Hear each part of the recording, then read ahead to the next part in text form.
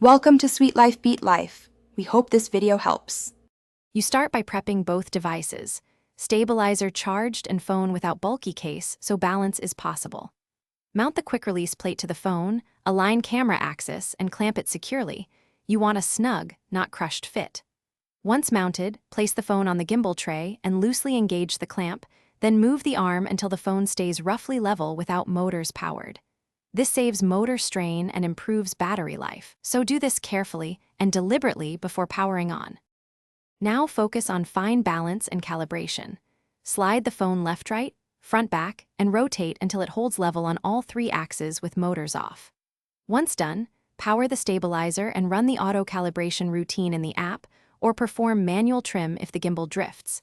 This ensures smooth tracking.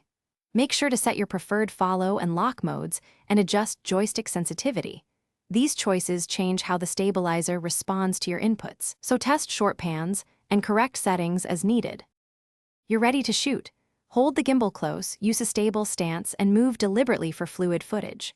Once filming, switch modes for different shots, follow for gentle pans, lock or horizon lock for stable landscapes, and time-lapse for motion sequences. If you see drift, jitter, or unexpected motor noise, stop and rebalance the phone first, then restart the gimbal and app. If problems persist, make sure firmware and app are updated, and remove heavy accessories that overload the motors. Thanks for watching. Consider subscribing if we helped you.